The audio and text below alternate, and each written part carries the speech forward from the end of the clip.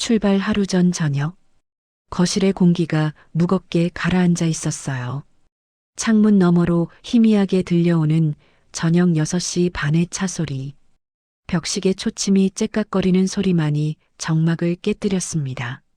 저는 소파 끝자리에 앉아 있었어요. 손은 무릎 위에 가지런히 모아져 있었고 등은 습관처럼 곧게 세워져 있었습니다. 68년을 살아오며 몸에 밴 조심스러움의 자세였어요. 며느리 세린이 찻잔을 탁 하고 테이블에 내려놓았습니다. 도자기와 유리가 부딪히는 경쾌한 소리. 그러나 그 소리 뒤에 숨은 긴장감을 저는 읽어낼 수 있었어요. 어머님, 세린의 목소리는 꿀처럼 달콤했습니다. 그러나 저는 알고 있었어요. 꿀 아래 숨겨진 쓴맛을 감지하는 법을 7년간의 며느리 생활로 배웠죠. 이번엔 진짜 좋은 데 가요. 공기 좋고 음식 좋고 전부 다 좋은 곳. 휴양지예요. 세린의 입술이 미소 모양을 만들었어요. 그러나 눈은 웃지 않았습니다. 마치 계약서를 작성하는 변호사처럼 차갑고 계산적인 눈빛이었어요. 제 아들 도연이 옆에서 어색하게 고개를 끄덕였습니다. 아들. 제가 37년 전 8시간의 진통 끝에 낳은 아들. 그 아들이 지금은 고개조차 제대로 들지 못한 채 아내의 말에 맞장구만 치고 있었어요. 엄마도 답답하실 테니까 잠깐 다녀오자. 여행도 하고 바람도 좀 쐬고. 도연의 목소리는 떨렸습니다. 죄책감일까요? 불안감일까요? 저는 아들의 목소리 속 떨림의 정체를 정확히 알 수 없었어요. 저는 천천히 미소를 지었습니다. 입꼬리를 살짝 올리는 것만으로도 얼굴 근육이 뻣뻣하게 느껴졌어요. 언제부터였을까요? 웃는 것조차 힘든 일이 되어버린 건 어쩌면 이런 날도 오겠지. 오래전부터 마음 한구석에 접어두었던 생각이었어요. 며느리와 아들이 함께 부르는 여행. 가족이라는 이름으로 묶인 사람들과의 시간. 늦었지만 그래도 희망이라는 감정은 쉽게 죽지 않는 법이었습니다. 그래, 같이 가보자. 제 대답이 떨어지자 세린의 미소가 조금 더 넓어졌어요. 그러나 여전히 눈은 차갑게 빛났습니다. 좋아요. 그럼 내일 아침에 일찍 나가요. 6시 반에 출발할 거니까 준비 잘하세요. 세린이 일어서며 덧붙였어요. 짐은 가볍게 싸시고요. 불필요한 건 아무튼 저희가 다 알아서 챙겨드릴게요. 불필요한 것. 그 단어가 제 귓가에 맴돌았습니다. 불필요한 것이란 무엇일까요? 내가 가진 모든 것이 불필요하다는 뜻일까요? 세린과 도연이 계단을 올라가는 소리가 들렸어요. 발소리가 점점 멀어지고 2층 침실 문이 닫히는 소리가 들렸습니다. 저는 한동안 소파에 앉아 있었어요. 거실의 공기는 여전히 무겁고 벽시계는 여전히 째깍거리고 있었습니다. 천천히 일어난 저는 복도를 지나 제 작은 방으로 들어갔어요. 벽장 구석에서 낡은 캐리어를 꺼냈습니다. 20년도 더 된 진한 갈색 캐리어.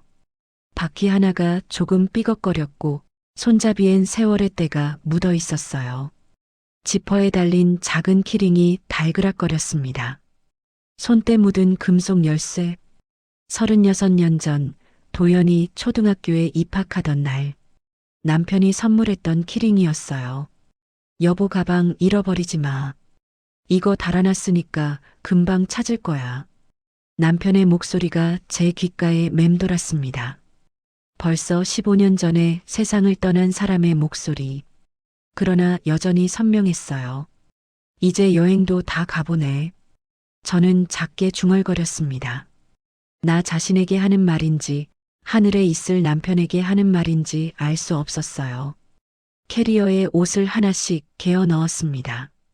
낡은 가디건, 편한 바지, 속옷 몇 벌, 세수 비누, 칫솔, 작은 수건, 그리고 작은 약통, 혈압약, 소화제, 진통제. 일주일치 정도면 충분할 것 같았어요. 침대맡 서랍에서 작은 수첩을 꺼냈습니다. 표지가 달아서 색이 바랜 수첩. 펼쳐보니 빽빽하게 적힌 글씨들. 병원 예약 일정. 도연이의 어릴 적 키와 몸무게 기록. 남편이 좋아하던 음식 레시피. 세린이 좋아한다고 했던 반찬 목록.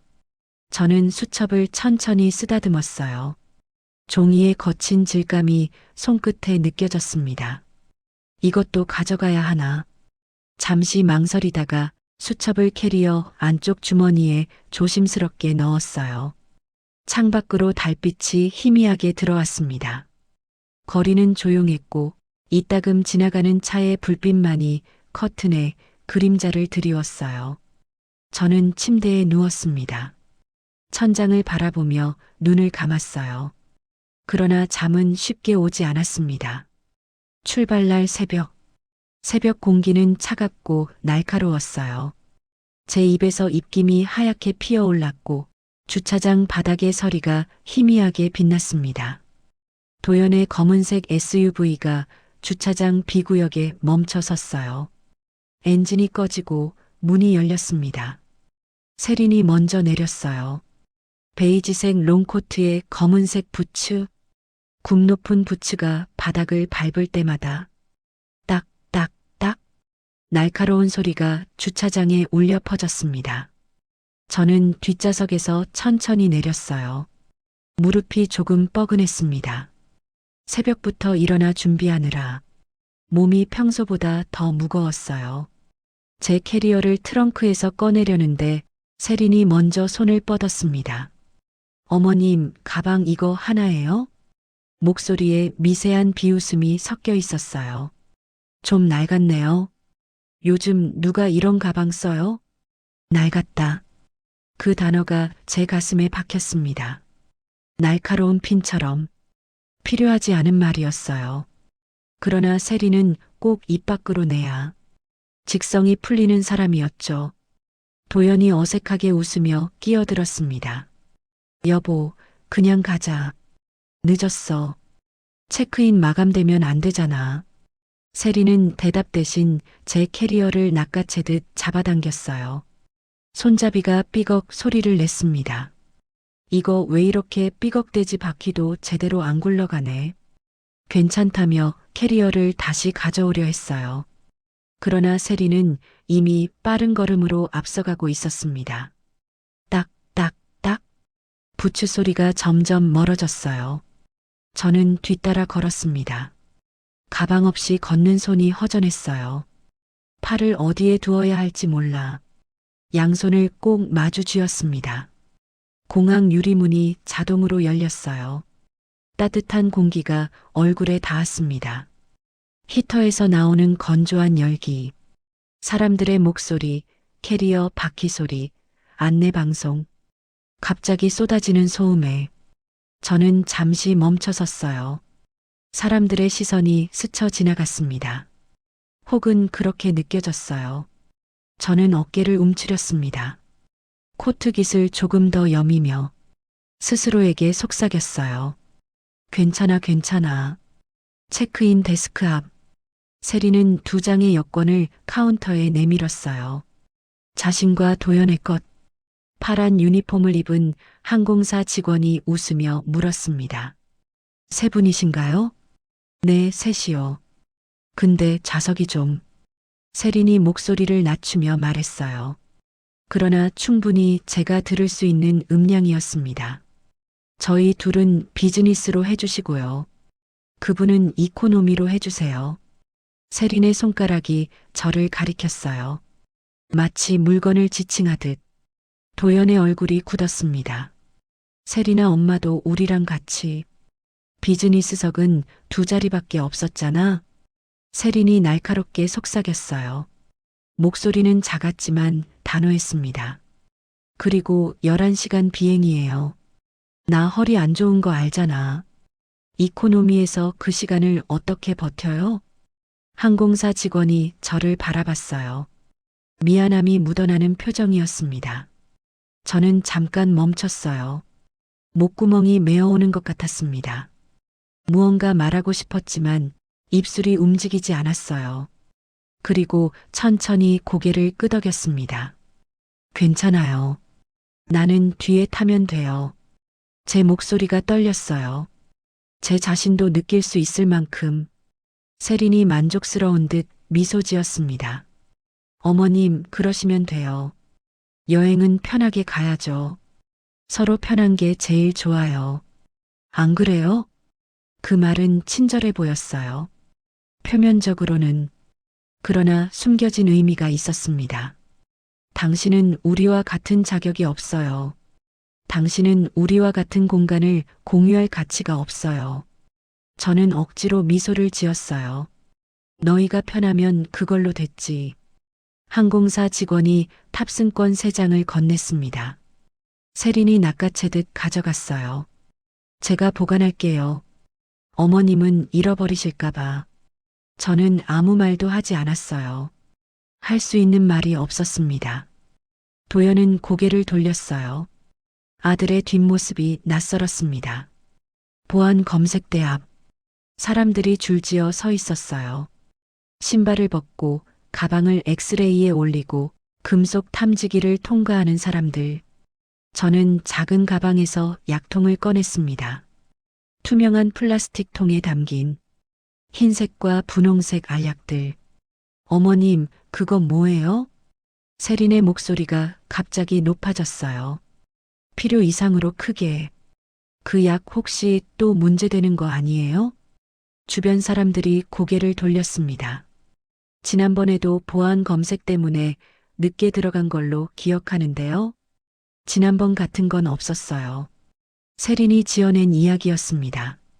그러나 이미 사람들의 시선은 제게 쏠려 있었어요. 저 할머니 때문에 줄이 늦어지는 건가? 약을 가지고 뭐 하려는 거지? 제 얼굴이 뜨거워졌습니다. 손이 떨렸어요. 보안 요원에게 약통을 보여주었어요. 요원은 간단히 확인하고 고개를 끄덕였습니다. 괜찮습니다. 지나가세요. 아무 문제가 없었어요. 처음부터 문제될 것이 없었습니다. 그러나 이미 분위기는 만들어져 있었어요. 세린이 한숨을 쉬며 말했습니다. 다 지나가셨어요? 휴, 어머님은 왜 이렇게 긴장을 하시는지. 여행이 처음도 아니실 텐데. 비웃음이 섞인 목소리였어요. 저는 조용히 대답했습니다. 아무래도 여행이 오랜만이라. 세린이 고개를 저었어요. 어쩌다 이렇게 사셨어요, 진짜. 답답해서 제 가슴 안쪽에서 무언가가 조용히 무너졌습니다. 보이지 않는 곳에서 소리 없이 도연은 앞서 걸어가고 있었어요. 뒤돌아보지 않았습니다. 비행기 안, 비즈니스석과 이코노미석을 가르는 커튼, 얇은 천안장이지만 그 너머는 완전히 다른 세계였어요. 세리는 넓은 가죽 시트에 몸을 기댔습니다. 승무원이 샴페인 잔을 건넸어요. 레드 와인으로 주세요. 칠레산으로요. 도연은 헤드폰을 끼고 앞 좌석 스크린을 내렸어요. 영화 목록을 스크롤하고 있었습니다. 커튼 너머 이코노미석 32의 2 창가 자리. 저는 좁은 좌석에 앉아 있었어요. 양옆으로 사람들이 빽빽하게 앉아 있었습니다. 왼쪽엔 젊은 남자가 노트북을 펼쳐놓고 오른쪽엔 아기를 안은 여자가 달래고 있었어요. 창밖으로 활주로가 보였습니다. 회색 아스팔트 위로 열기가 아른거렸어요. 엔진 소리가 커졌습니다.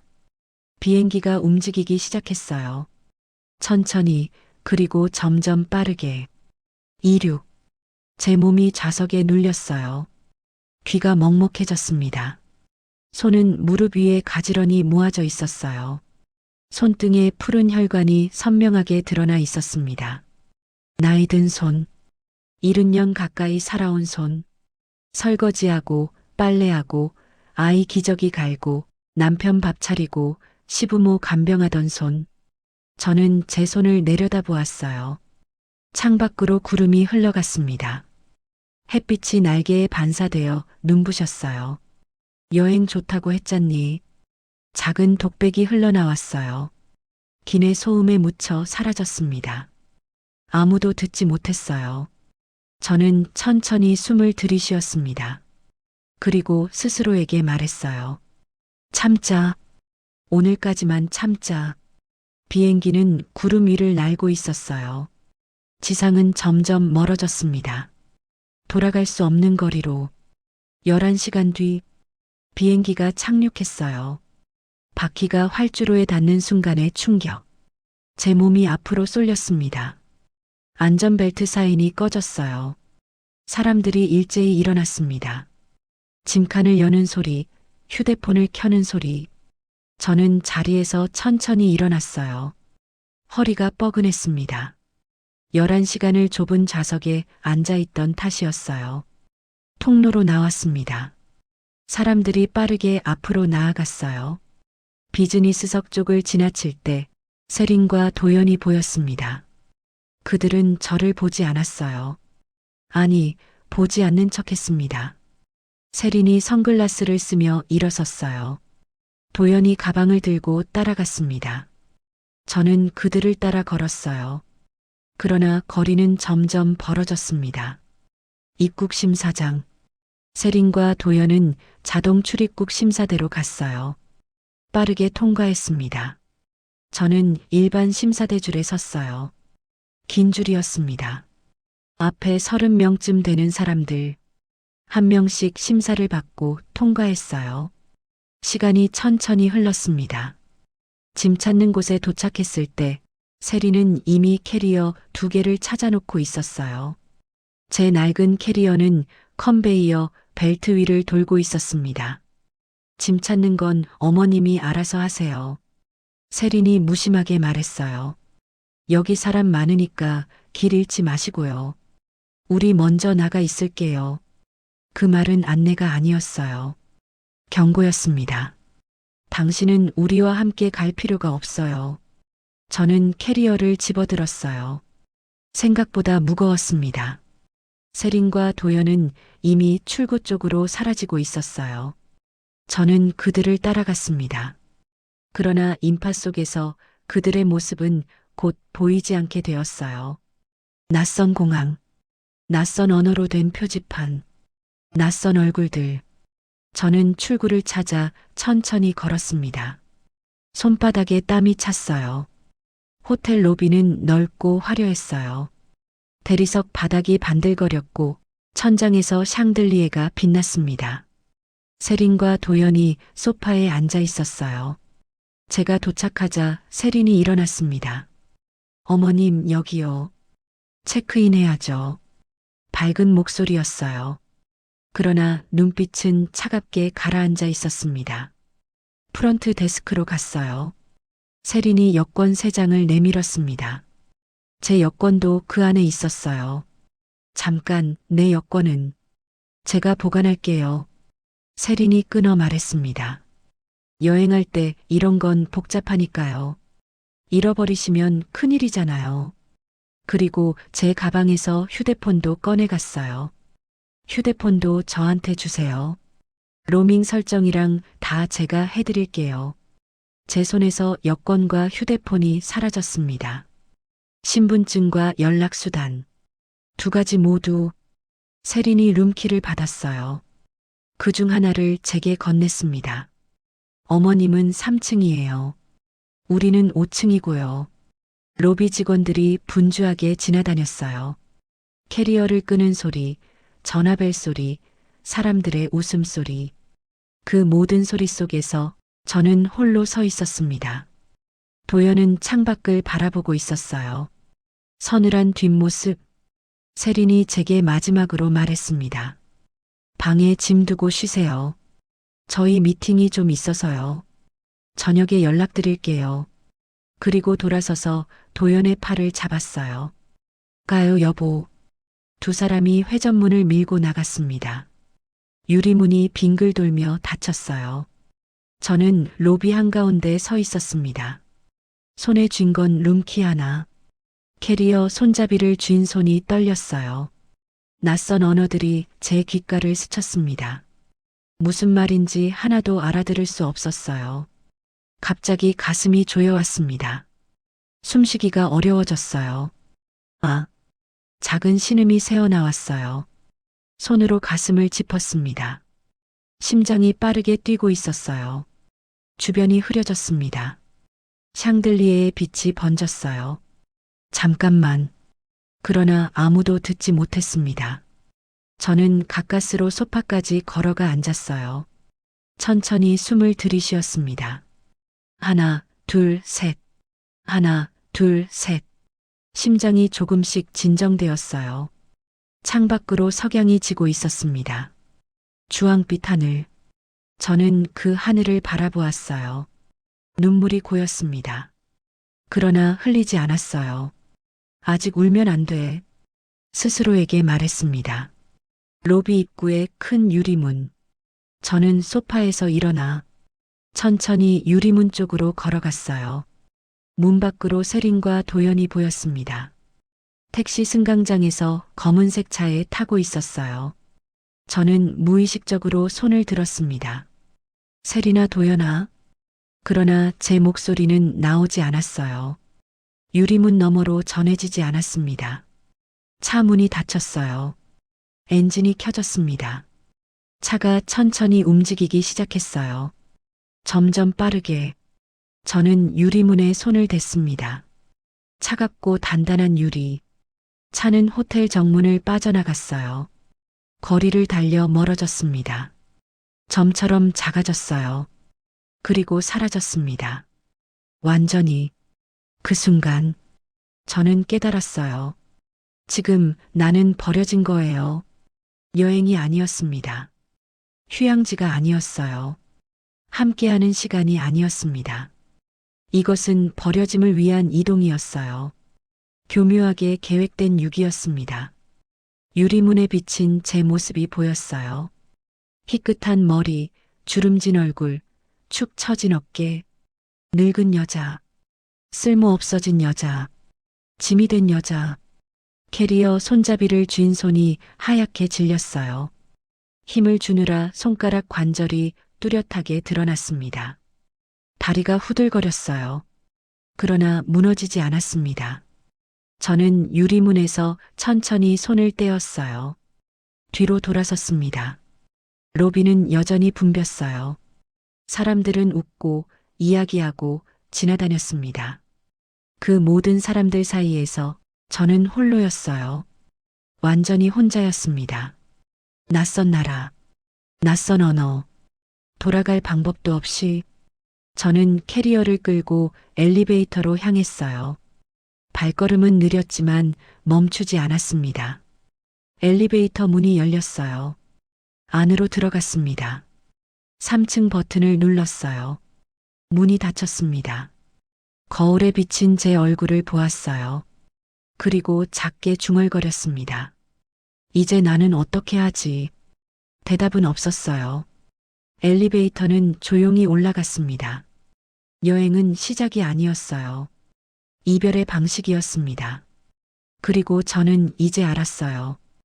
혼자라는 것을, 완전히 절대적으로 혼자라는 것을요. 첫날 밤, 3층 302호. 저는 침대 끝에 앉아 있었어요. 낡은 캐리어는 방 한쪽 구석에 그대로 놓여 있었습니다. 짐을 풀 기운조차 없었어요. 창밖으로 낯선 도시의 불빛이 하나둘 켜지기 시작했습니다. 시계를 봤어요. 저녁 5시. 세린은 저녁에 연락드릴게요라고 했었죠. 그러나 휴대폰은 세린이 가져갔어요. 여권도 가져갔습니다. 저는 그저 기다릴 수밖에 없었어요. 방은 조용했습니다. 에어컨 돌아가는 소리만 윙윙거렸어요. 배가 고팠습니다. 아침부터 제대로 먹은 게 없었어요. 기내식도 목으로 넘어가지 않았죠. 손으로 배를 쓰다듬었습니다. 꼬르륵 하고 소리가 났어요. 저녁은 같이 먹으려나? 그 생각에 조금 마음이 놓였습니다. 그래도 가족이니까요. 아무리 서먹해도 저녁 식사는 같이 하겠죠. 저는 화장실에 가서 얼굴을 씻었어요. 거울을 보며 머리도 정돈했습니다. 저녁에 나가면 보기 좋아야지. 그렇게 준비를 하고 침대에 앉아 기다렸어요. 5시 반, 6시. 노크 소리는 들리지 않았습니다. 6시 반. 저는 문 쪽으로 걸어가서 복도를 살짝 내다봤어요. 조용했습니다. 아직 준비 중이려나. 다시 방으로 돌아와 앉았어요. 7시. 배는 더 고파졌습니다. 손이 떨리기 시작했어요. 혈당이 떨어지는 느낌이었습니다. 가방에서 사탕 하나를 꺼냈어요. 비행기에서 받은 사탕. 입에 넣고 천천히 녹였습니다. 조금만 더 기다려보자. 7시 반쯤. 저는 더 이상 기다릴 수가 없었어요. 방을 나와 복도로 나갔습니다. 엘리베이터를 타고 5층으로 올라갔어요. 세린과 도연의 방은 506호였습니다. 복도를 천천히 걸었어요. 506호 앞에 섰습니다. 손을 들어 노크하려는데 안에서 소리가 들렸어요. 웃음소리. 세린이 웃고 있었습니다. 도연도 웃고 있었어요. 저는 손을 내렸습니다. 웃고 있네. 즐거운가 보다. 다시 손을 들어 노크했어요. 똑똑똑. 안에서 소리가 멈췄습니다. 잠시 후 문이 열렸어요. 세린이 서 있었습니다. 화려한 원피스를 입고 화장을 진하게 한 모습이었어요. 어머님? 놀란 표정이었습니다. 아니, 놀란 척하는 표정이었어요. 저녁? 같이 먹으러 가는 거 아니었니? 세린의 얼굴이 잠깐 굳었어요. 아, 그게... 뒤에서 도연이 나왔습니다. 양복을 말끔하게 차려입고 있었어요. 엄마, 우리 지금 나가려던 참이었어. 그래, 나도 준비했어. 같이 가자. 제 말에 세린과 도연이 눈빛을 교환했습니다. 세린이 난처한 표정을 지었어요. 어머님, 그게... 오늘은 저희 둘만 가기로 했어요. 뭐? 예약을 2인으로 해놔서요. 이 레스토랑이 완전 인기 많은 곳이라 자리 추가가 안 된대요. 제 가슴이 철렁 내려앉았어요. 그럼 나는? 어머님은 호텔 로비에서 좀 쉬시다가 저희 먹고 오면 같이 방으로 올라가요. 로비에서 기다리라고? 세린이 가방을 들며 밝게 웃었습니다. 네, 로비 소파 좋던데요? 거기 앉아 계시면 돼요. 2시간이면 돼요. 2시간. 저는 아무 말도 할 수 없었어요. 도연이 어색하게 말했습니다. 엄마, 미안해. 다음엔 같이 가자. 세린이 도연의 팔을 잡았어요. 어머님, 그럼 저희 늦었으니까 먼저 갈게요. 둘은 제 옆을 지나쳐 엘리베이터로 향했습니다. 저는 그 자리에 서 있었어요. 엘리베이터 문이 닫히는 소리가 들렸습니다. 복도는 다시 조용해졌어요. 저는 천천히 엘리베이터로 걸어갔습니다. 버튼을 눌렀어요. 로비로 내려갔습니다. 로비 한쪽 구석 소파. 저는 그곳에 앉아 있었어요. 주변에는 사람들이 오가고 있었습니다. 웃으며 이야기하는 커플들, 손을 잡고 걷는 가족들. 저는 혼자였어요. 시계를 봤습니다. 8시가 넘었어요. 배가 고팠어요. 머리가 어지러웠습니다. 가방을 뒤져봤어요. 사탕이 하나 더 있었습니다. 입에 넣었어요. 달콤한 맛이 입안에 퍼졌지만 배고픔은 가시지 않았습니다. 옆 소파에 젊은 가족이 앉았어요. 아이가 2명 있었습니다. 엄마가 가방에서 과자를 꺼내 아이들에게 나눠줬어요. 조금만 참아. 저녁 먹으러 갈 거야. 아이들이 환하게 웃었습니다. 저는 그 모습을 보다가 고개를 돌렸어요. 눈물이 날 것 같았습니다. 나도 저렇게 누군가를 챙겼었는데 도연이가 어렸을 때 제가 항상 가방에 과자를 넣고 다녔었어요. 아이가 배고파할까봐. 그런데 지금은 제 배고픔을 걱정해주는 사람이 없었습니다. 저는 소파에 깊이 앉아 천장을 올려다봤어요. 화려한 샹들리에가 빛나고 있었습니다. 얼마나 비쌀까? 이 호텔의 하룻밤 얼마나 비쌀까요? 그 돈으로 저를 데려왔으면서 저녁 한 끼는 같이 못 먹는 건가요? 아니에요. 못 먹는 게 아니라 안 먹는 거죠. 저와 같이 먹기 싫은 거예요. 시계를 또 봤습니다. 8시 반. 1시간 반이 더 남았어요. 저는 눈을 감았습니다. 그냥 잠이라도 자고 싶었어요. 10시가 조금 넘어서 세린과 도연이 호텔 로비로 돌아왔어요. 저는 소파에서 고개를 들었습니다. 둘 다 기분이 좋아 보였어요. 얼굴이 붉었습니다. 와인을 마신 것 같았어요. 어머님, 오래 기다리셨죠? 세린이 밝게 웃으며 다가왔습니다. 저는 일어섰어요. 다리가 저렸습니다. 배고프시죠? 제가 싸왔어요. 세린이 손에 든 작은 봉투를 내밀었어요. 레스토랑에서 빵이랑 샐러드 좀 싸달라고 했어요. 남은 것, 저를 위해 주문한 게 아니라 남은 것을 싸온 거였어요. 고맙다. 저는 봉투를 받았습니다. 도연이 하품을 하며 말했어요. 엄마, 우리 방 올라가자. 피곤해. 셋이 엘리베이터를 탔습니다. 저는 3층에서 내렸어요. 세린과 도연은 5층으로 올라갔습니다. 방으로 돌아와 문을 닫았어요. 봉투를 열었습니다. 식은 빵 2조각, 물기가 빠진 샐러드 조금. 저는 침대에 앉아 그것들을 먹었어요. 맛이 없었습니다. 눈물이 나왔어요. 억지로 삼켰습니다. 살아야 하니까.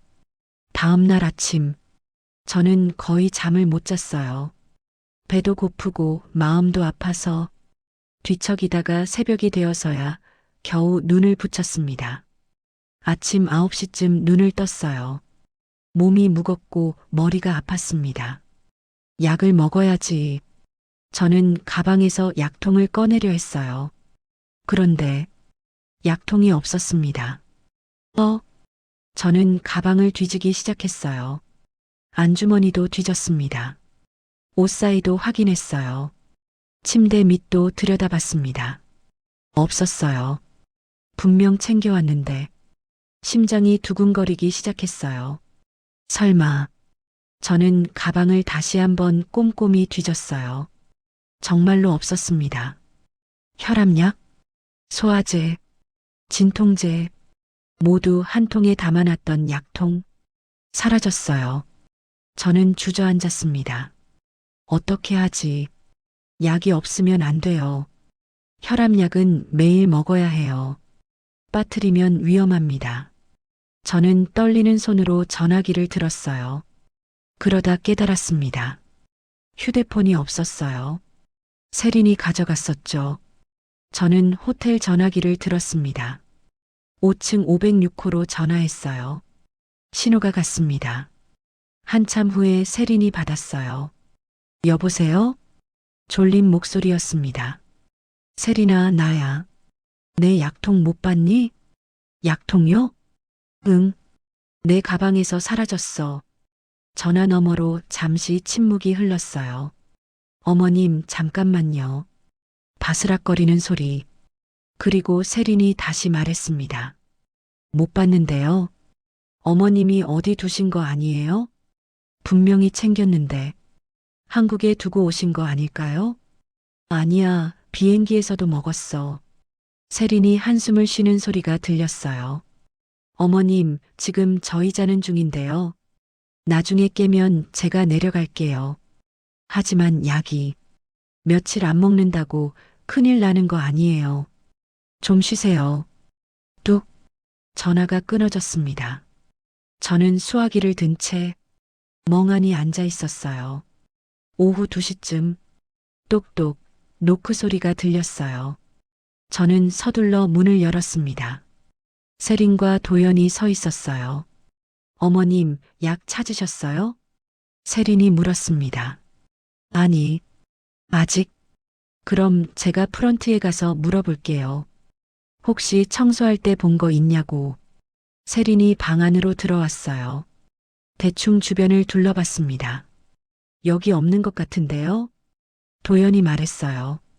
엄마, 혹시 한국집에 있는 거 아니야? 확인해봐. 분명히 챙겼다니까. 세린이 침대에 앉으며 말했어요. 어머님, 근데 호텔비 얘기 좀 할게요. 갑자기 화제를 바꿨습니다. 호텔비? 네. 사실 이 호텔이 생각보다 너무 비싸요. 세린이 핸드폰을 꺼내 저에게 보여줬어요. 어머님 방이 하루에 20만 원이에요. 우리 방은 35만 원이고요. 제 얼굴이 굳었습니다. 그럼 이틀이면 어머님 방만 40만 원이에요. 일주일이면 140만 원이고요. 세린이 한숨을 쉬었어요. 솔직히 부담되는 금액이에요. 도연이 끼어들었습니다. 세린아, 그만해. 왜요? 얘기는 해야죠. 우리도 무한정 돈이 있는 게 아니잖아요. 세린이 저를 똑바로 쳐다봤어요.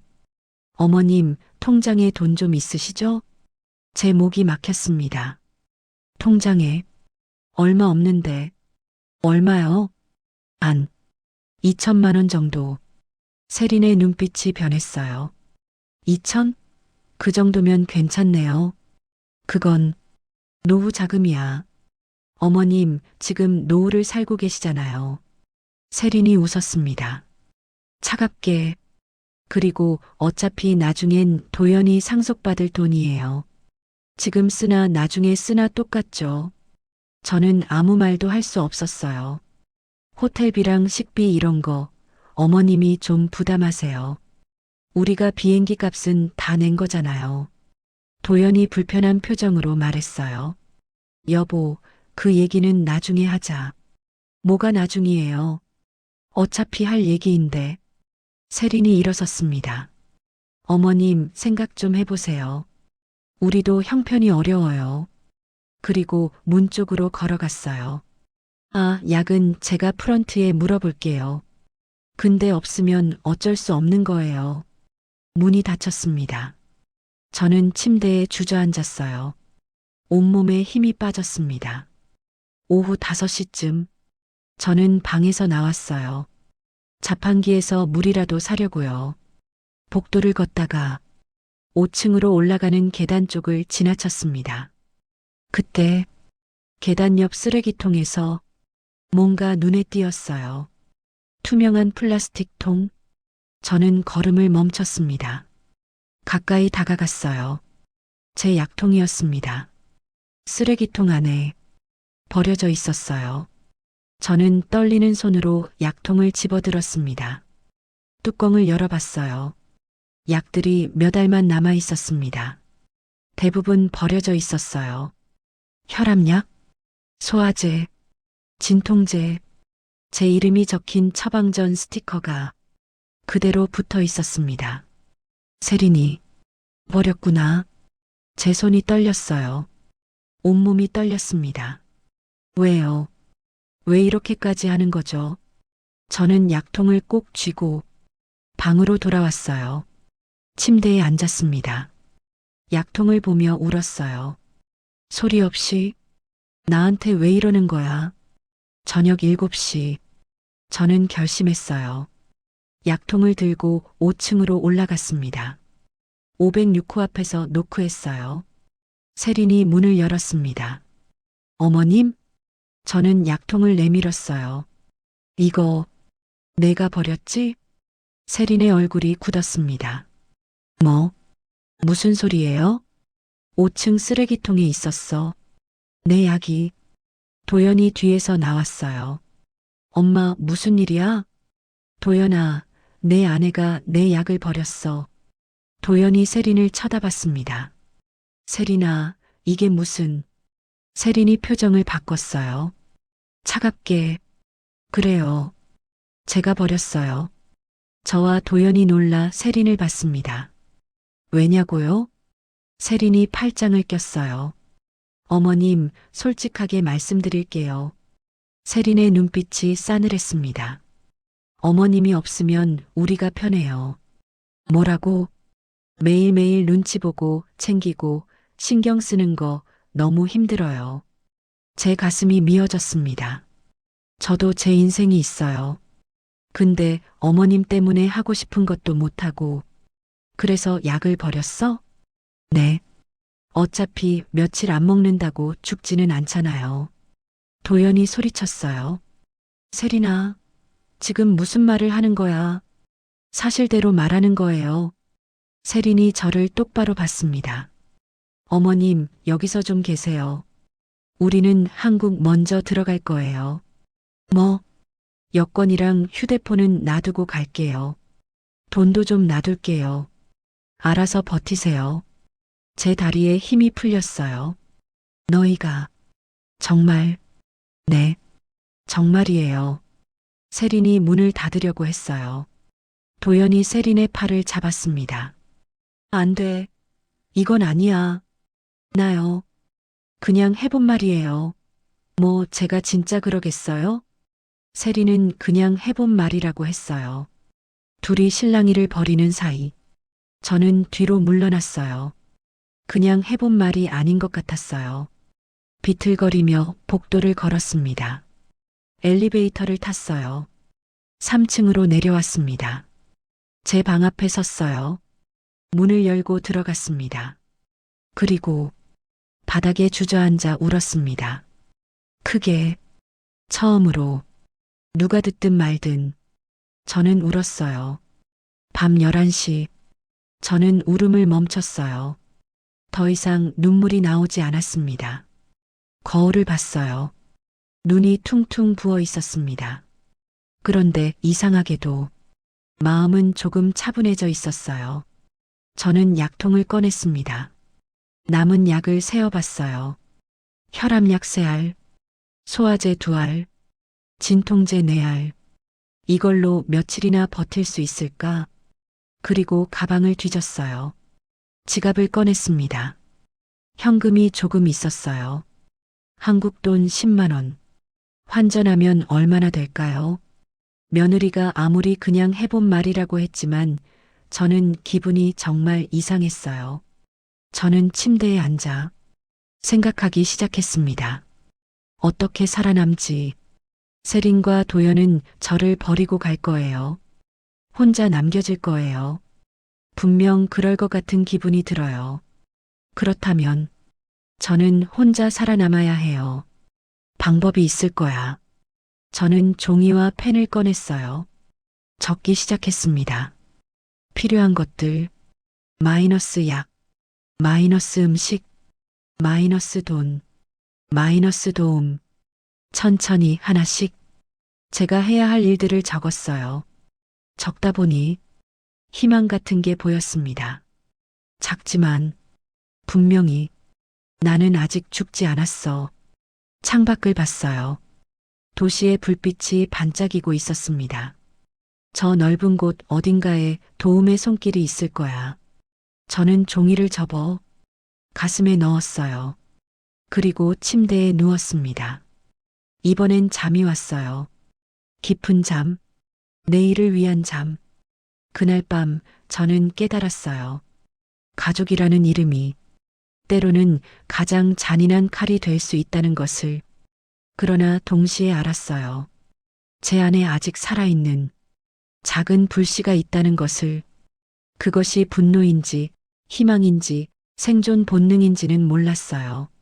하지만 분명한 건 저는 포기하지 않기로 했다는 거예요. 아직은, 절대로. 하지만 너무 두려워요. 다음 날 아침, 저는 눈을 떴어요.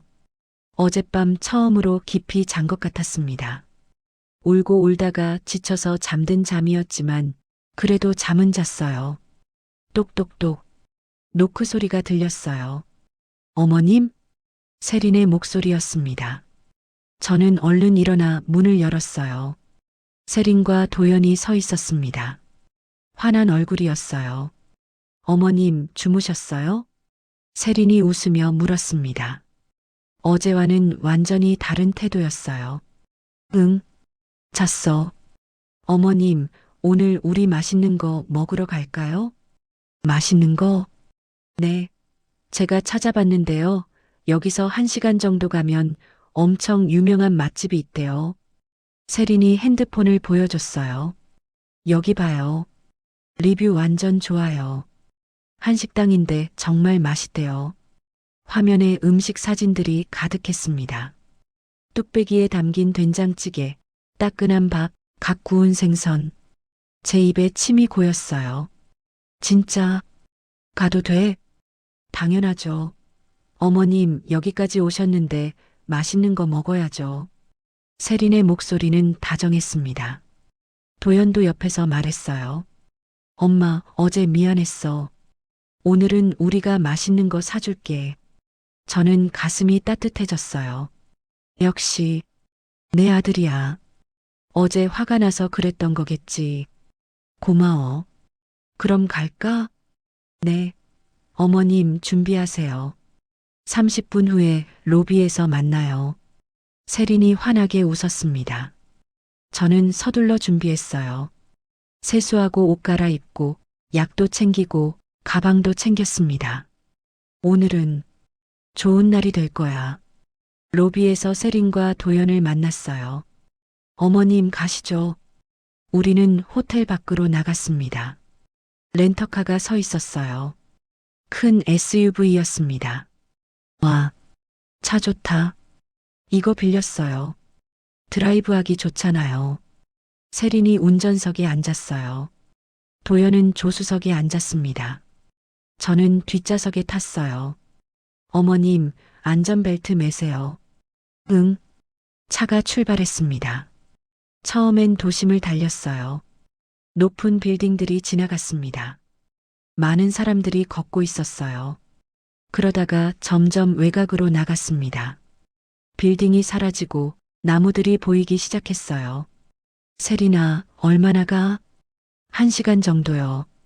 조금 멀어요. 그래도 맛있대요. 그래. 천천히 가자. 저는 창밖을 봤어요. 풍경이 아름다웠습니다. 초록색 나무들, 푸른 하늘, 깨끗한 공기. 이런 곳도 있구나. 차는 계속 달렸어요. 30분이 지났습니다. 40분, 50분. 점점 주변이 한적해졌어요. 건물이 거의 없었습니다. 사람도 보이지 않았어요. 세린아, 여긴 어디야? 시골이에요. 맛집이 시골에 있대요. 그래. 조금 불안했지만 세린을 믿었어요. 1시간이 지났습니다. 차는 여전히 달리고 있었어요. 어머님 다 왔어요. 세린이 말했습니다. 차가 멈췄어요.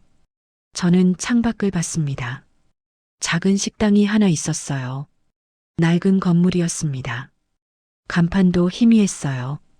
주변은 텅 비어 있었습니다. 다른 건물도 없고 사람도 없고 차도 없었어요. 여기, 네, 여기래요. 숨은 맛집이래요. 세린이 차에서 내렸습니다. 도연도 내렸어요. 저도 내렸습니다.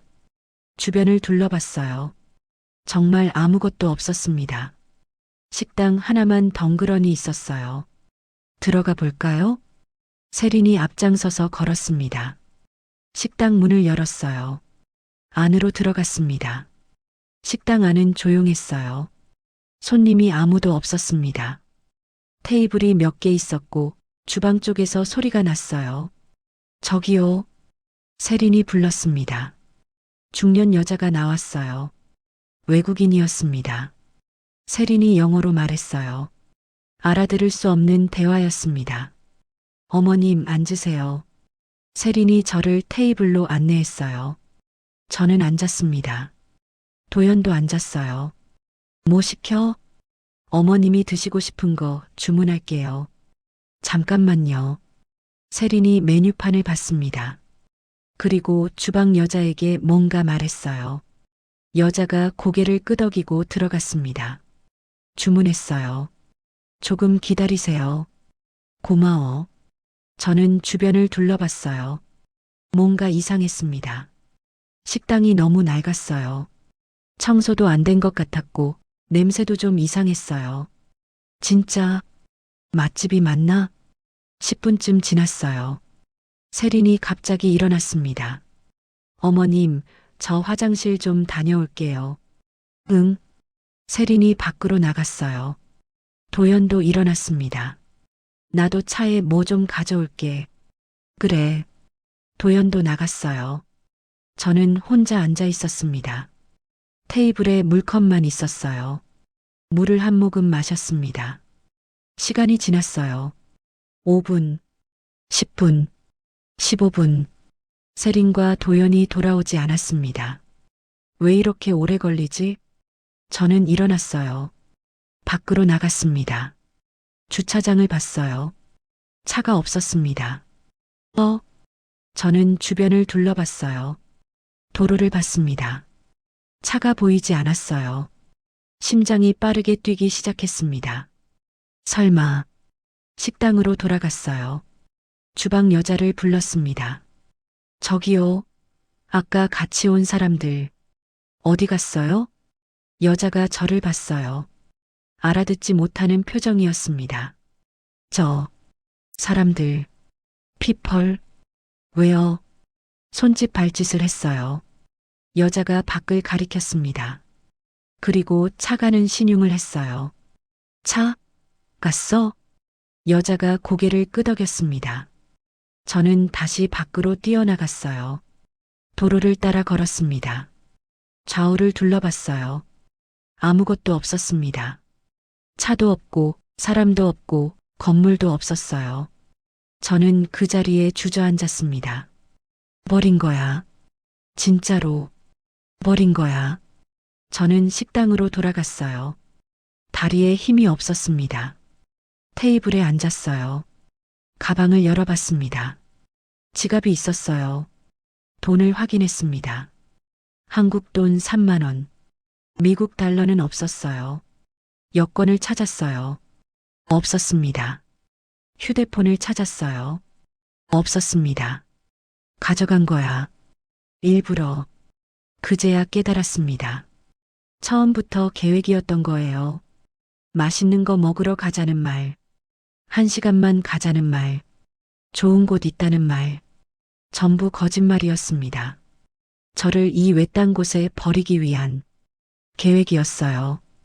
여권과 휴대폰까지 가져간 건 제가 연락하거나 돌아오지 못하게 하려는 거였습니다. 저는 테이블에 엎드려 울었어요. 소리내어 울었습니다. 으악. 주방 여자가 나와서 저를 봤어요. 걱정하는 눈빛이었습니다. 그러나 말이 통하지 않았어요. 저는 혼자였습니다. 완전히. 저는 울음을 그쳤어요. 울어봤자 소용없어. 뭔가 해야 해. 주방 여자에게 다가갔습니다. 전화, 폰, 있어요? 여자가 고개를 가로저었어요. 없다는 뜻이었습니다. 경찰, 펄리스, 어디 있어요? 여자가 뭔가 말했어요. 알아들을 수 없었습니다. 손짓으로 멀다는 표현을 했어요. 버스, 있어요? 여자가 또 고개를 저었습니다. 택시, 역시 고개를 저었어요. 이곳은 정말 아무것도 없는 곳이었습니다. 대중교통도 없고, 전화도 없고, 사람도 없었어요. 저는 가방을 뒤졌습니다. 종이와 펜을 꺼냈어요. 그림을 그렸습니다. 경찰 모자, 경찰 배지, 여자에게 보여줬어요. 이거, 어디? 여자가 이해한 듯 고개를 끄덕였습니다. 밖을 가리키며 뭔가 말했어요. 걸어가. 워크? 여자가 손가락으로 숫자를 보여줬어요. 2개, 2시간인가 봐요. 2시간을 걸어가라고? 저는 창밖을 봤어요. 뜨거운 햇빛이 내리쬐고 있었습니다. 저는 결심했어요. 걸어서라도 가야 했습니다. 여자에게 물 한 병을 달라고 했어요. 물, 워터. 여자가 물을 줬습니다. 그리고 빵 하나도 줬어요. 고맙습니다. 생크유. 저는 가방을 메고 식당을 나왔어요. 도로를 따라 걷기 시작했습니다. 태양이 뜨거웠어요. 땀이 났습니다. 다리가 아팠어요. 가슴도 조금씩 아파왔습니다. 조금만, 조금만 더 30분을 걸었어요. 주변은 여전히 아무것도 없었습니다. 나무와 풀만 가득했어요. 물을 마셨습니다. 반쯤 남았어요. 다시 걷기 시작했습니다. 1시간, 1시간 반. 저는 너무 지쳐서 길가에 앉았어요. 숨이 가빴습니다. 가슴이 심하게 아팠어요. 약을 먹어야 하는데 가방을 뒤져 약통을 꺼냈습니다. 혈압약 한 알, 진통제 2알, 진통제를 하나 먹었어요. 물과 함께 삼켰습니다. 조금만 더 버티자. 2시간을 걸었어요. 저 멀리 건물들이 보이기 시작했습니다. 마을이다. 힘을 내서 걸었어요. 작은 마을이었습니다. 가게 몇 개와 집들이 있었어요. 사람들이 보였습니다. 저는 한 가게로 들어갔어요. 편의점 같은 곳이었습니다. 점원이 저를 봤어요. 젊은 남자였습니다. 경찰, 펄리스. 어디? 남자가 밖을 가리켰습니다. 그리고 뭔가 설명했어요. 알아들을 수 없었지만 가까운 것 같았어요. 고맙습니다. 저는 남자가 가리킨 방향으로 걸었습니다. 5분쯤 걸으니 작은 건물이 보였어요. 경찰서 같았습니다. 안으로 들어갔어요. 도와주세요. 경찰관이 저를 봤습니다. 중년 남자였어요. 한국 사람. 코리어. 제가 말했습니다. 경찰관이 무언가 물었어요. 알아들을 수 없었습니다. 저는 울면서 설명하려고 했어요. 아들, 며느리, 버렸어요. 저를 손짓 발짓을 했습니다. 차 타고 가는 신용, 떠나는 신용, 울음. 경찰관이 이해한 듯 고개를 끄덕였어요. 의자에 앉으라고 했습니다. 저는 앉았어요. 경찰관이 어디론가 전화를 걸었습니다. 한참 통화했어요. 그리고 저를 봤습니다. 뭔가 말했지만 이해할 수 없었어요. 기다리라는 뜻 같았습니다. 저는 의자에 앉아 기다렸어요. 30분, 1시간, 1시간 반, 오후 5시가 됐습니다. 저는 여전히 기다리고 있었어요. 그때 경찰관이 저를 불렀습니다. 전화기를 건넸어요. 여보세요? 제가 말했습니다. 안녕하세요. 한국어 통역입니다. 한국말이었어요. 저는 울음이 터져 나왔습니다. 도와주세요. 제발. 통역사가 말했습니다. 진정하시고 천천히 말씀해 주세요. 무슨 일이세요? 저는 울면서 모든 걸 말했어요. 아들과 며느리가 맛집 간다며 데려왔다고, 시골 식당에 버렸다고, 여권과 휴대폰을 가져갔다고, 돈도 거의 없다고, 모든 것을 통역사가 경찰관에게 설명했습니다. 경찰관이 뭔가 물었어요. 통역사가 저에게 물었습니다. 아들과 며느리 연락처 아세요? 알아요. 그런데 휴대폰이 없어서 번호를 아시면 말씀해 주세요. 저는 도연의 번호를 말했어요. 외워두었던 번호였습니다. 통역사가 경찰관에게 전달했어요. 경찰관이 전화를 걸었습니다. 한참을 기다렸어요. 그러나 연결되지 않았습니다. 연결이 안 되네요. 다시 걸어주세요. 경찰관이 여러 번 시도했어요. 계속 연결되지 않았습니다. 전화를 안 받거나 꺼놨거나 차단한 것 같아요. 제 심장이 철렁 내려앉았습니다. 일부러 안 받는 거야. 통역사가 물었습니다. 다른 연락할 사람 없으세요? 가족이나 친구? 저는 생각했어요. 누가 있지? 그때 문득 한 사람이 떠올랐습니다. 언니, 미국에 사는 언니. 언니가 있어요. 연락처 아세요? 알아요. 저는 언니의 번호를 말했습니다. 외국 번호였지만 외워두었던 거예요. 통역사가 경찰관에게 전달했어요. 경찰관이 전화를 걸었습니다. 신호가 갔어요. 뚝, 뚝, 뚝. 제 심장이 빠르게 뛰었습니다. 제발, 받아줘. 여보세요? 언니의 목소리가 들렸습니다. 저는 전화기를 낚아챘어요. 언니, 미정아, 너 왜? 무슨 번호야 이게? 언니, 나, 울음이 터져 나왔습니다. 미정아, 왜 울어? 무슨 일이야? 저는 울면서 모든 걸 말했어요. 맛집 간다며 속았다고, 시골에 버려졌다고, 여권 빼앗겼다고, 2시간 걸어왔다고, 지금 경찰서에 있다고. 모든 것을. 언니는 처음엔 말이 없었어요. 그러다가 폭발했습니다. 그 개자식들이, 그 미친년이.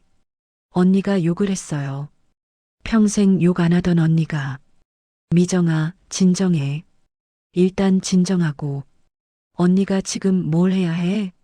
나, 어떻게 해? 여권도 없고, 돈도 없고. 알았어. 일단 경찰한테 전화 바꿔줘. 저는 경찰관에게 전화기를 건넸어요. 경찰관과 통역사가 언니와 통화했습니다. 한참을 얘기했어요. 그리고 다시 저에게 전화를 줬습니다. 미정아? 응, 언니. 들어. 일단 오늘 밤은 경찰서에서 재워줄 거래. 그리고 내일 대사관에서 사람 나온대. 대사관? 응. 임시 여행 증명서 발급해 줄 거야. 그럼 한국 들어갈 수 있어. 그럼 집에 갈 수 있어? 그래. 그리고 미정아. 응? 언니가 비행기 표 끊어줄게. 한국 들어가면 언니가 간다. 언니가? 응. 며칠 안에 한국 갈 거야. 그리고 세린이랑 도연이. 언니의 목소리가 낮아졌어요. 차갑고 날카로웠습니다. 가만 안 둬. 절대로. 저는 눈물이 났어요. 언니, 고마워. 당연한 거야.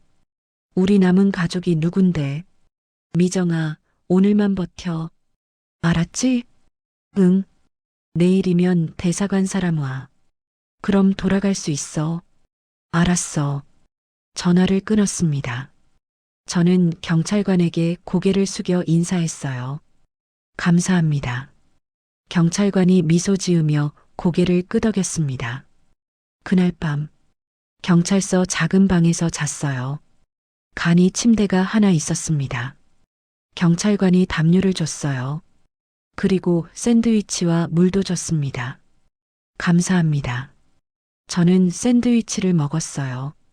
며칠 만에 먹는 제대로 된 음식이었습니다. 눈물이 났어요. 살았다.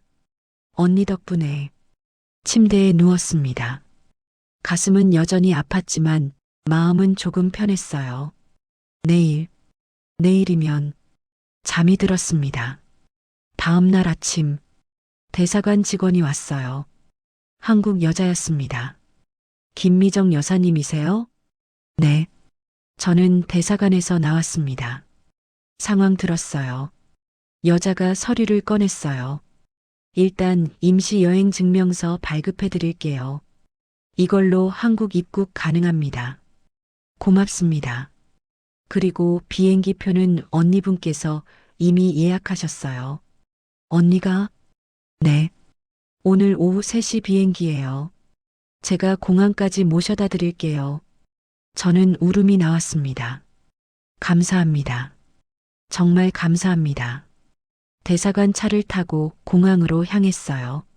창밖을 봤습니다. 지나가는 풍경들. 며칠 전 세린과 도연이랑 왔던 그 길이었어요. 그때는 희망이 있었습니다. 가족여행이라고 믿었어요. 그러나 전부 거짓이었습니다. 저는 이제 알았어요. 누가 진짜 가족인지. 공항에 도착했습니다. 대사관 직원이 체크인을 도와줬어요. 비행기 시간까지 여기 계세요. 제가 탑승구까지 안내해 드릴게요. 고맙습니다. 저는 대기실에 앉아 있었어요. 비행기를 기다리며 생각했습니다. 이제 뭘 해야 하지? 언니가 한국에 온다고 했어요. 그리고 세린과 도연을 가만 안 둔다고 했습니다. 저도 마찬가지였어요. 이제 참지 않을 거예요.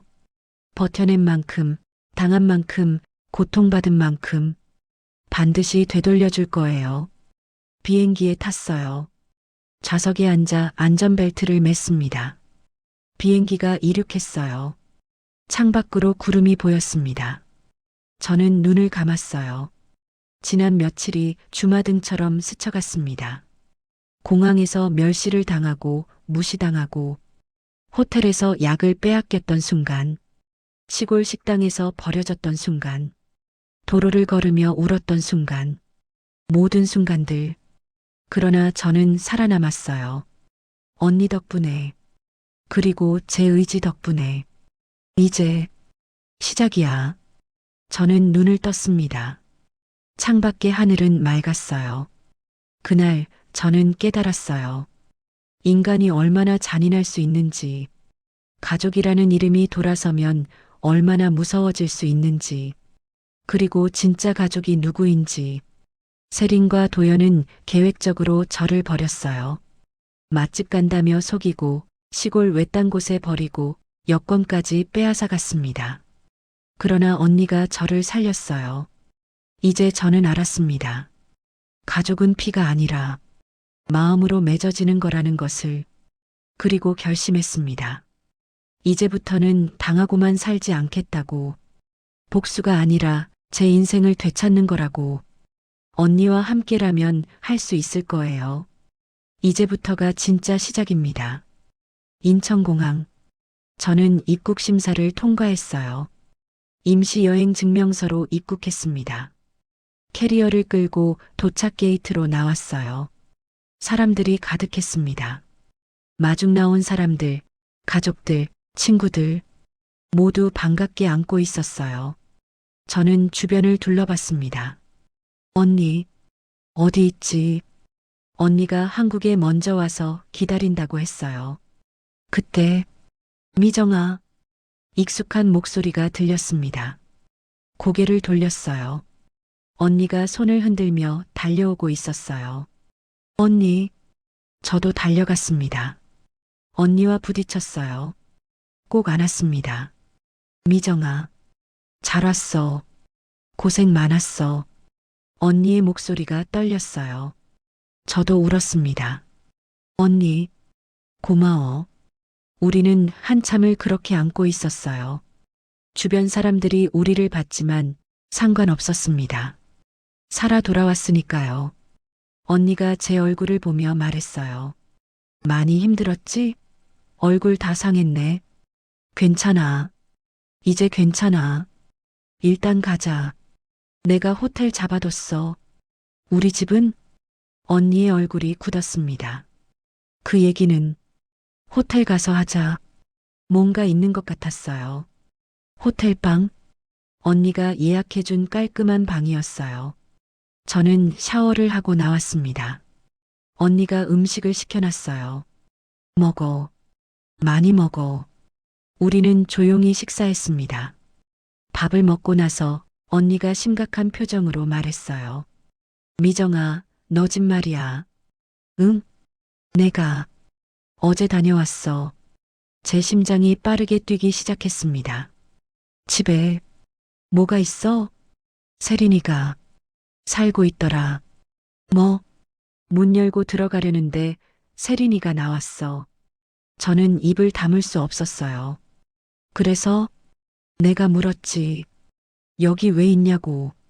그랬더니 언니가 한숨을 쉬었습니다. 자기네 집이래. 뭐라고? 집 명의가 도연이 앞으로 넘어갔대. 그래서 자기들이 주인이래. 저는 벌떡 일어났어요. 그럴 리가 없어. 내 집인데. 미정아, 진정해. 내가 확인해 봤어. 언니가 서류를 꺼냈습니다. 등기부등본 떼봤어. 정말로 명의가 도연이로 넘어가 있어 서류를 봤어요. 소유자 김도연. 제 이름은 어디에도 없었습니다. 어떻게 이럴 수가. 그리고 미정아. 응? 너 통장 비밀번호 세린이한테 알려준 적 있어? 응. 병원비 내라고. 언니의 표정이 더 굳어졌어요. 은행 가봤어. 계좌 조회했더니 얼마 남았어? 없어. 하나도. 제 다리에서 힘이 빠졌습니다. 주저앉았어요. 2천만 원. 나? 응. 전부 인출됐어.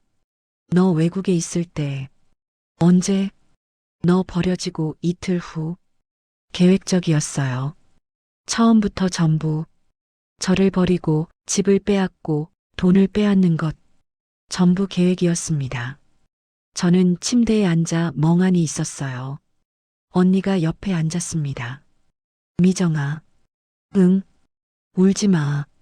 이제 울 때 아니야. 하지만, 들어. 우리한테는 무기가 있어. 무기. 언니가 가방에서 뭔가를 꺼냈어요. 노트북이었습니다. 내가 조사 좀 했어. 세린이란 년 말이야. 노트북을 켰어요. 화면에 기사가 떴습니다. 이게 뭐야? 세린이 과거야. 기사를 읽었어요. 30대 여성, 노인 상대 보이스피싱 사기 혐의. 결혼 사기로 고소당한 여성, 집행유예 선고. 세린의 사진이 있었습니다. 이게 세린이야? 응. 이름도 달랐고 얼굴이 뭔가 좀 달랐지만 성형 전 사진이야. 저는 기사를 계속 읽었어요. 세린은 과거에 노인들을 상대로 사기를 쳤어요. 결혼을 미끼로 재산을 빼앗았습니다. 여러 번 고소당했고 한 번은 집행유예를 받았어요. 2년이 처음부터. 응. 프로야. 전문 사기꾼이야. 언니가 다른 파일을 열었습니다. 그리고 이것 봐. 채팅 기록이었어요. 세린과 누군가의 대화. 이건 뭐야? 세린이 친구랑 나눈 카톡이야. 내가 해커 한 명 알거든. 해킹? 응. 돈 좀 썼지만 가치 있어. 채팅을 읽었어요. 세린 키읔키읔키읔 시어머니 해외에 버렸어. 친구 진짜? 대박 키읔키읔키읔.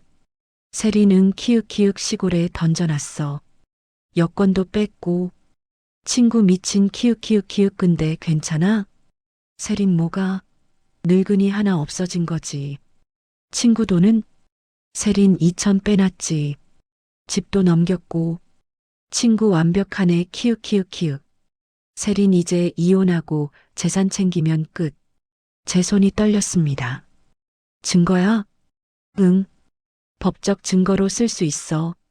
저는 화면을 뚫어져라 봤어요. 분노가 치밀어 올랐습니다.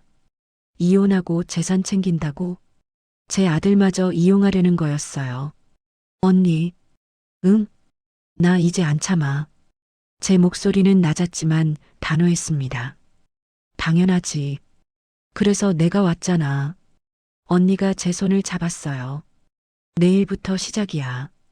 준비됐어? 응. 저는 고개를 끄덕였습니다. 세린아, 각오해라. 다음 날 아침, 언니와 저는 호텔 레스토랑에서 아침을 먹었어요. 언니가 노트를 펼쳤습니다. 일단 정리하자. 우리가 할 일, 펜으로 적기 시작했어요. 1. 변호사 상담. 2. 경찰 신고. 3. 은행 거래 내역 확인. 4.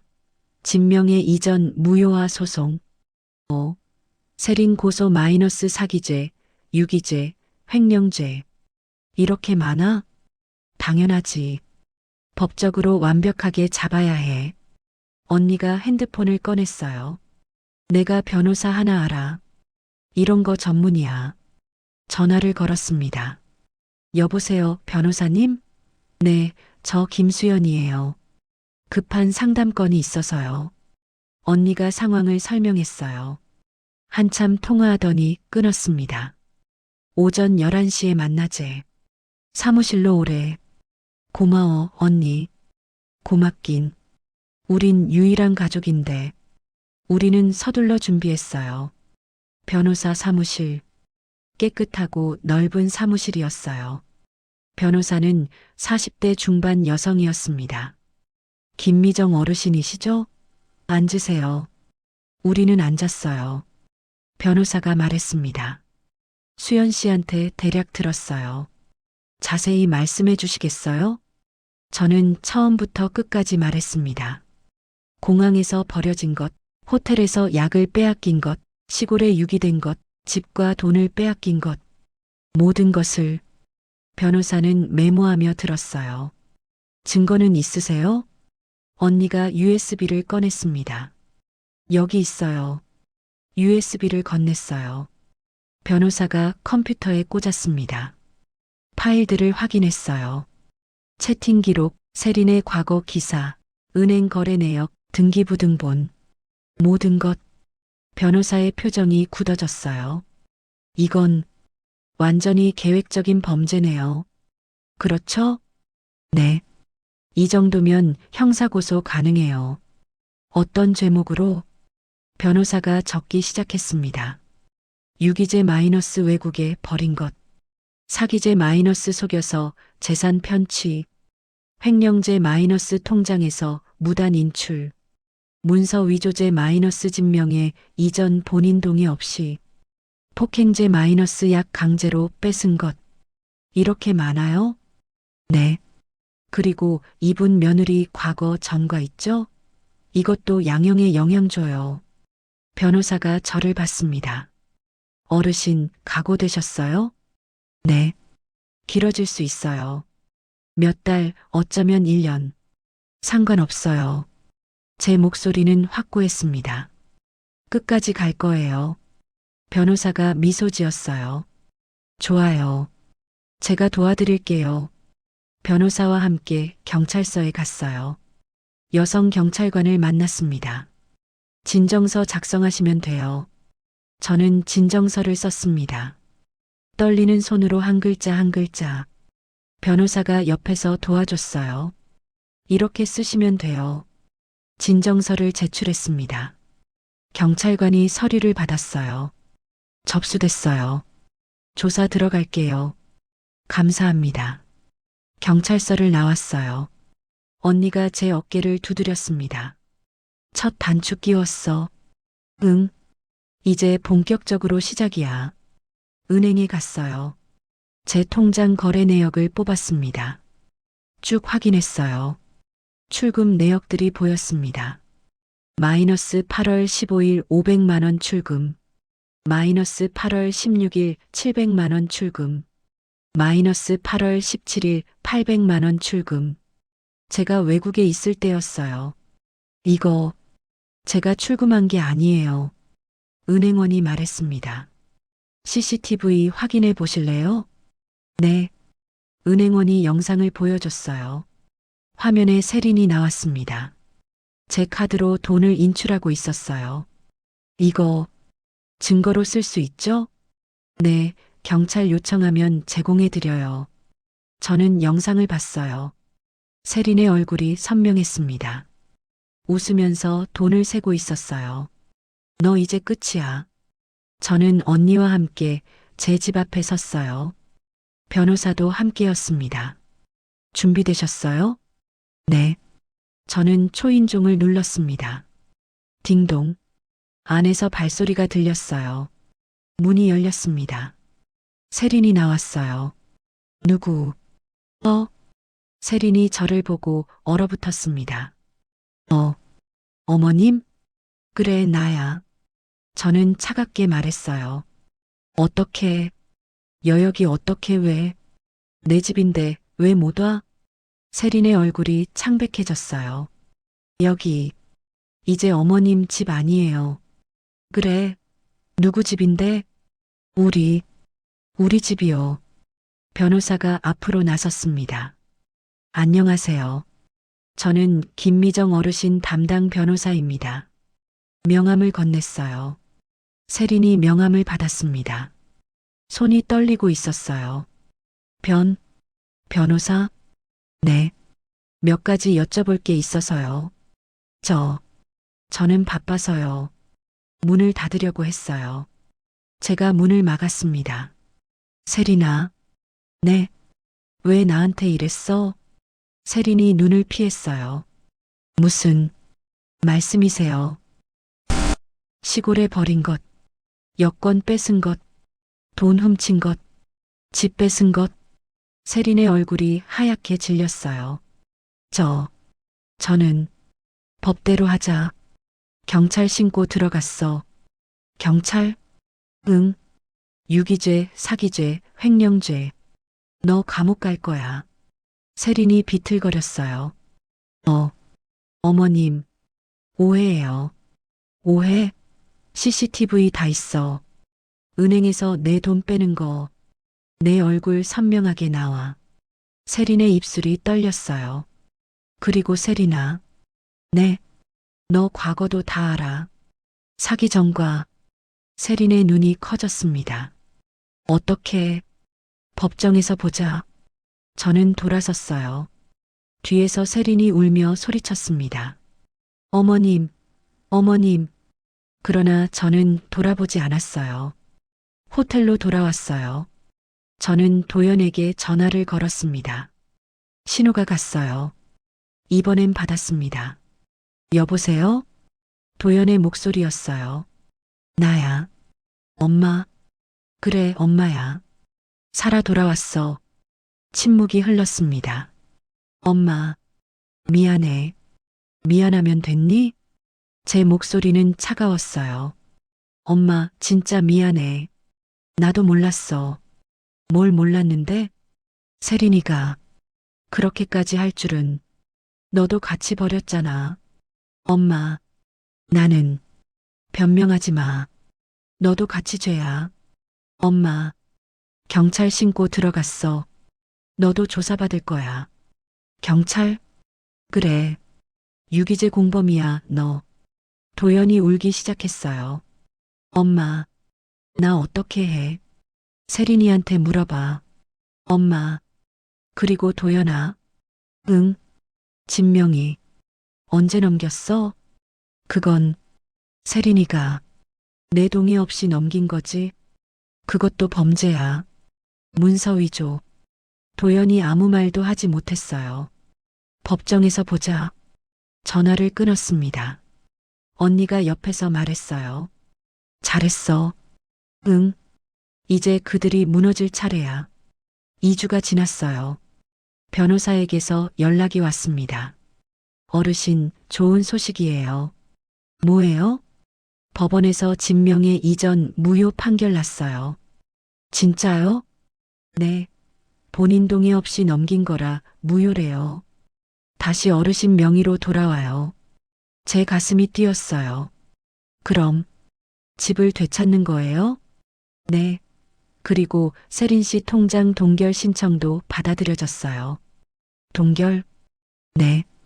훔친 돈 못 쓰게 막은 거예요. 와. 그리고 경찰 조사도 진행 중이에요. 곧 구속영장 나올 것 같아요. 저는 울음이 났어요. 감사합니다. 정말 감사합니다. 아직 끝난 게 아니에요. 계속 싸워야 해요. 네. 전화를 끊었어요. 언니에게 말했습니다. 언니, 우리 이겼어. 뭐? 집 되찾았어. 세린 통장도 동결됐어. 언니가 저를 안았어요. 잘했어, 미정아. 정말 잘했어. 우리는 서로 안고 울었습니다. 기쁨의 눈물이었어요. 법원 집행관과 함께 집에 갔어요. 언니와 변호사도 함께였습니다. 집 앞에 섰어요. 초인종을 눌렀습니다. 세린이 나왔어요. 얼굴이 초췌했습니다. 집행관입니다. 이 집 명의가 김미정님으로 복귀됐습니다. 나가주셔야 합니다. 안 돼요. 안 돼. 세린이 울었어요. 이건 우리 집이에요.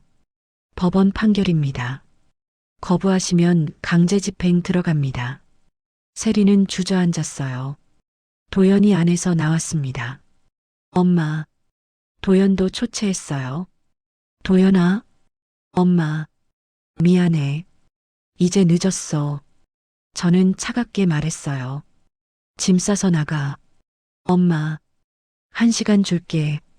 1시간 후. 세린과 도연은 짐을 싸서 나왔어요. 캐리어 2개가 전부였습니다. 세린이 저를 봤어요. 어머님, 제발, 한 번만 용서해 주세요. 용서? 네. 제가 잘못했어요. 다시는 안 그럴게요. 시골에 버릴 때는 생각 안 했지? 독한 것. 법정에서 보자. 세리는 고개를 떨군 채 집을 나갔어요. 도연도 뒤따라 나갔습니다. 저는 제 집 안으로 들어갔어요. 문을 닫았습니다. 집이 엉망이었어요. 그러나 상관없었습니다. 제 집이었으니까요. 집으로 돌아오니 너무 좋았어요. 1달 반 후, 법정, 첫 재판 날이었어요. 저는 원고석에 앉았습니다. 언니가 옆에 있었어요. 변호사도 함께였습니다. 피고석에 세린과 도연이 앉았어요. 수갑을 차고 있었습니다. 구속 기소됐었어요. 판사가 들어왔습니다. 재판 시작하겠습니다. 검사가 일어섰어요. 피고인 박세리는 피해자 김미정 씨를 계획적으로 유기하고 재산을 편취했습니다. 증거들이 제출됐어요. 은행 CCTV, 채팅 기록, 경찰 조사 기록, 세린의 과거 전과 모든 것이 제출됐습니다. 세린의 변호사가 반박했지만 증거가 너무 명확했어요. 피해자 신문 시간. 제가 증인석에 섰습니다. 피해자 김미정 씨 진술해 주세요. 저는 마이크 앞에 섰어요. 저는 며느리를 믿었습니다. 목소리가 떨렸어요. 가족여행이라고 해서 따라갔어요. 그런데 눈물이 났습니다. 공항에서 버려졌어요. 호텔에서 약을 빼앗겼어요. 시골에 유기됐어요. 법정이 조용했어요. 저는 죽을 뻔했습니다. 언니가 아니었으면 더 이상 말할 수 없었어요. 판사가 말했습니다. 피고인 할 말 있습니까? 세린이 일어섰어요. 죄송합니다. 정말 죄송합니다. 울고 있었어요. 제가 잘못했습니다. 용서해 주세요. 판사가 말했습니다. 판결은 다음 재판에서 선고하겠습니다. 재판이 끝났어요. 선고 공판. 법정은 사람들로 가득했어요. 언론사도 왔습니다. 이 사건이 뉴스에 나갔거든요. 판사가 선고문을 읽었습니다. 피고인 박세린. 유기죄, 사기죄, 횡령죄, 문서 위조죄로 징역 4년을 선고한다. 피고인 김도현. 유기죄 방조 및 횡령죄 방조로 징역 2년을 선고한다. 세린이 주저앉았어요. 안 돼. 안 돼. 도연도 얼굴을 가렸습니다. 그리고 피해자에게 손해배상금 2,500만 원을 지급할 것을 명한다. 판결이 끝났어요. 저는 언니 손을 꼭 잡았습니다. 우리 이겼어. 그래, 이겼어. 법정을 나왔어요. 밖에는 기자들이 있었습니다. 어떤 심경이세요? 힘드셨죠? 저는 카메라 앞에 섰어요. 저는 정의가 승리한다는 걸 믿습니다. 목소리가 떨렸어요. 악한 사람은 반드시 벌을 받아요. 포기하지 마세요. 기자들이 박수를 쳤어요. 1달이 지났어요. 저는 제 집에서 살고 있었습니다. 언니가 한국에 계속 있어줬어요. 미정아, 오늘 뭐 먹을래? 언니가 좋아하는 거. 우리는 함께 요리했어요. 저녁을 먹으며 이야기했습니다. 언니 고마워. 언니 없었으면 난. 그만해. 우리 가족이잖아. 응. 그리고 미정아. 응? 너 이제 혼자 아니야. 알아. 언니가 제 손을 잡았어요. 앞으로는 행복하게 살자. 응. 우리 같이 창밖으로 해가 지고 있었어요. 아름다운 노을이었습니다. 저는 처음으로 평화를 느꼈어요. 1년이 지났어요. 저는 언니와 함께 작은 카페를 열었습니다. 자매 카페라는 이름이었어요.